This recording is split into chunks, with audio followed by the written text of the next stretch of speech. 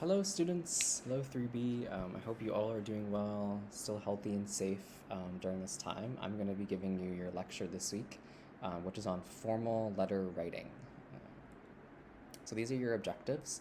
I won't take time to read all of them, but ultimately this week you're going to learn how to write formally in English, but particularly letters and emails and how to communicate formally.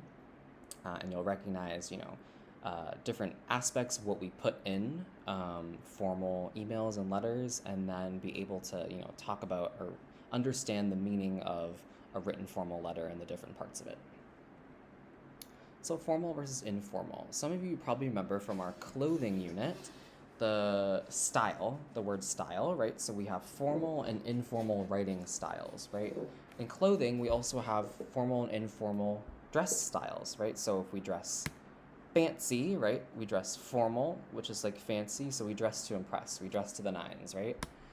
We have informal, which is casual, so we dress to be comfortable, right? So we dress, if we have an informal style, that means we're just with friends or family, we don't really feel like we have to be fancy, right? So it's kind of the same with writing. So formal ultimately describes how we dress, but also how we talk and behave in serious or official situations. So how we talk is also how we communicate with people via email and letters, right? So when we write to communicate, formal writing is serious writing, right? So we use fancier words, expressions, or ideas when we're communicating with certain people. With informal writing, we're not as serious, right? We don't use like as fancy words, expressions, ideas. We're much more kind of chill and laid back, right? So maybe you can think during this presentation of some examples in Khmer of formal versus informal communication. So how do you communicate formally with people in Khmer, and how do you communicate informally, right? So you can think about that. So when should we be formal? When we use formal communication when we're writing to someone we don't know personally, so if we don't know them, we've never met them before, we write to them very formally, right? Teachers and professors, usually for the most part, you're very formal with them. So your teachers at school and your professors at university. A boss, so like the person who hired us or the head of our company, or people who are in higher positions than us. So if you have a manager or someone, your supervisor, usually you write formally with them. And we write formally when we are writing to ask about a job, internship, or university. So if we have a question that we're asking, that's formal. To thank or apologize to someone, an organization. Sometimes if you're writing to apologize to a friend or something, that can be more informal, but if you're apologizing to like a professional person or organization, then you definitely want to be formal. To make a complaint to an organization, so if you want to complain to a restaurant about their service or something, you're very formal there. To apply for a job, university, or internship, so when you're applying for anything, you always write very formally. And if you're writing essays for school, for high school, for university, you're going to be using very formal writing style, right? So what does formal written communication look like? So usually we use letters and emails to write formally to people. So a letter is like a handwritten or printed message. It can be formal or informal. So there are informal letters, but in this presentation, we're talking about formal letters. It has a specific structure and is addressed to or written to a person or organization. A formal email is similar. It's written on email, and it's usually shorter than a formal letter, but it still contains formal language and is used for a serious situation, right? So letter and a formal email, they're similar, but a letter is usually longer, a little more official, right? So there's a common structure that formal letters and emails have, and that is an order of ideas, right? So we have usually a formal greeting, so we say dear and the person, right?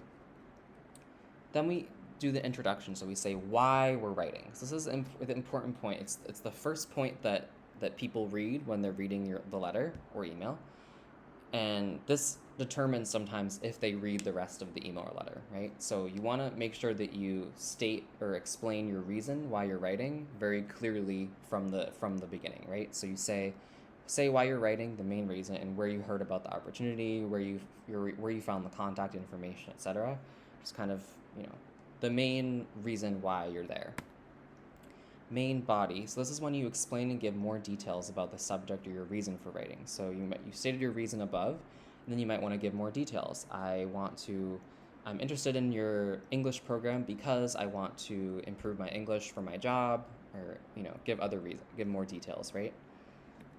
And here you want to start a new paragraph for each main point. So a paragraph is just a group of sentences that's written together. It can be not a lot of sentences, or it can be a lot of sentences, but they're all written in the same group, and all of the sentences are together and they support one main idea, right? And then finally, you have a conclusion, or like a short paragraph, to summarize your main ideas and ask a question for something to be done. So what do you want the person to do who you're writing to? Do you want them to help you? Do you want them to give you advice? Do you want them to do something for someone else? So here's where you kind of bring together all of your ideas and request an action. You want to thank the person for their time and assistance, right? And then you give a formal salutation or goodbye. So usually you just write sincerely and then your first and last name. So write your full name, okay? So for the greetings and salutations, so greetings is hello and salutations is goodbye. So greetings, we want to say dear X person, right? So dear is pretty common, right? If it's multiple people, you can say 3 names. So like dear Sue, Bob, and Joe. That's fine. If it's more than 3 people, you don't want to write out everyone's names because that will take up a lot of time and space. So you can just say dear all or dear team. Yeah. To whom it may concern. If you don't know the person's name at like a company, an organization, you can say to whom it may concern and then start your message. You can also say greetings. So instead of dear, you can write greetings, Mr. Smith, and then your next message. It's very formal and very old-fashioned, so it's not very common. You can also say good morning, good afternoon, or good evening. So good morning, Mr. Smith, good afternoon, and then go into your message. So goodbyes, usually we say sincerely is the most common way. We say thank you, sincerely, and then our name. You can say yours sincerely, best regards, best wishes, kind regards, or all the best, right? And so how to address people formally. So we always use titles for people. We don't use their first name. So we don't say Dear Sue or Dear Joe, Dear Sochita. We always say their last name. So we say, for any man, we say Mr. plus their last name. So MR is pronounced Mr., right? For a married woman who uses her husband's last name, we use Mrs. So MRS plus their last name. It's pronounced Mrs. For a married or unmarried woman, this is common in business or the professional world, we use Miss, MS, period, plus last name. If it's an unmarried woman, we know that they're unmarried, we can say Miss, MISS, plus last name. It's pronounced Miss. Doctor, so for anyone who's a doctor, like a medical doctor, or someone who has a doctoral degree, like a PhD in anthropology, or a professor usually has a doctoral degree, we use doctor, so DR period plus last name. And then if we're at a university, so professors, usually they have their doctoral degree, but we can just say professor because we're at a university, right? So we say professor plus last name. And then hiring manager or company name, team. So hiring manager, if you don't know the name of someone at a business or a place where you're applying for a job, you can say hiring manager. But try your best to find the name of the person, the hiring manager, so that you don't write hiring manager because it feels very impersonal, right? Or you can also say the company team name, so you can say, dear, future factory team, right? There are some common words and phrases in formal letters and emails, so I won't read all of them, but a lot of times you're asking questions and you're saying, oh, I heard about this opportunity, I'm interested in this opportunity, I want to learn more about, apply or application. You could say please is very polite, I'm writing to, I look forward to, means you're excited about or you want to hear from them. Express your concerns, I appreciate, right, instead of I think. Right? Transitions, so we have these types of transitions that we use. So therefore, hence, and consequently are used the same. They have the same meaning as so. So is like to show results. So I went to the store, so I got a lot of, you know, groceries, right? So therefore, hence, and consequently have the same meaning. Moreover, furthermore, and additionally are used to show, like, to add another idea, right? So I went to the store. Moreover, I went to the the field to play soccer, right? Exception is although to show two contrasting ideas. So I went to the party although I was very tired, right? So although, however, yet, even though, those all show two contrasting ideas. So some tips is for formal letters and emails is don't use contractions or shortcuts. So like I'm, your, we've. Write out the full like I am, you are, we have, etc. And don't use slang or shorter words like okay or other short words that we only use with friends or in informal situations. So here's an example of a formal letter.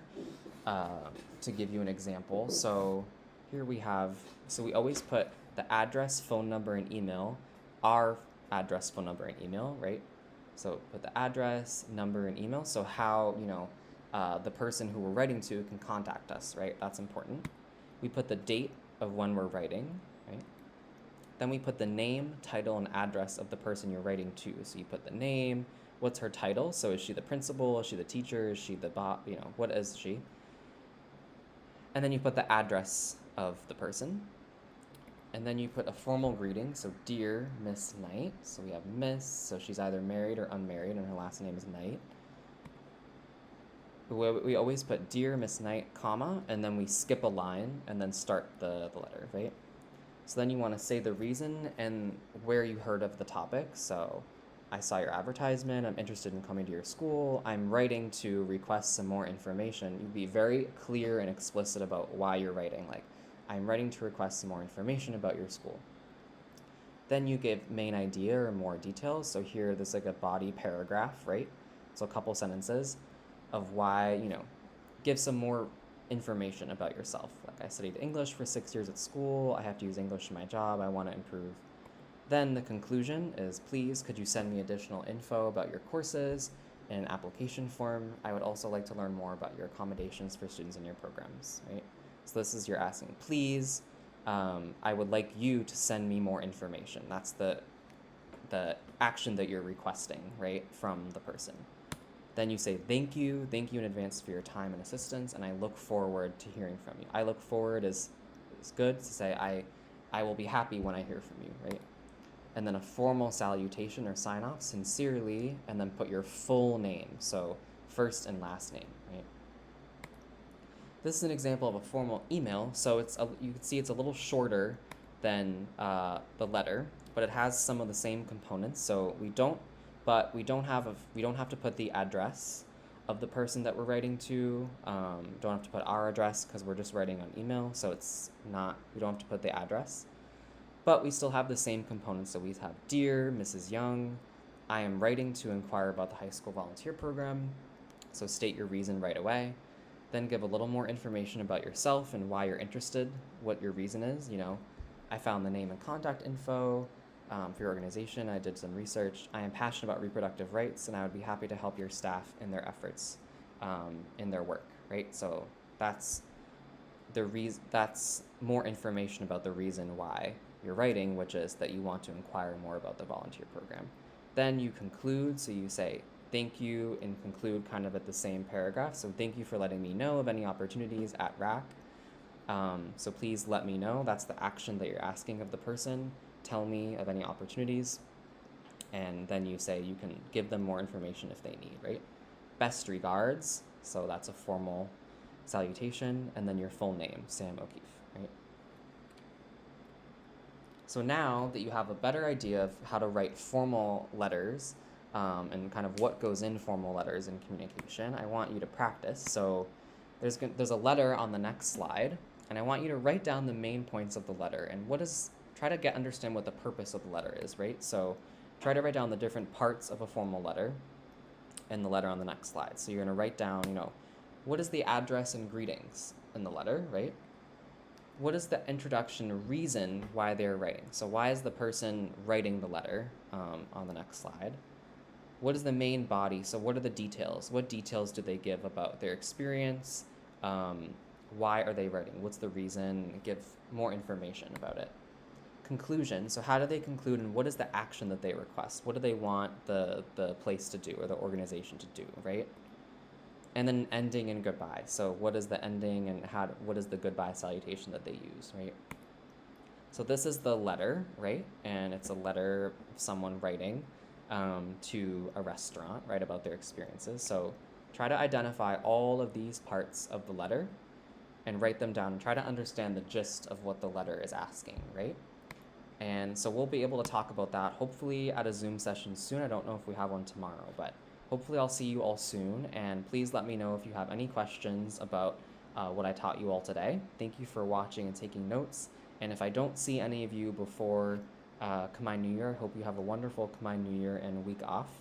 And continue to stay healthy and safe. And we miss you very much. All right, bye-bye.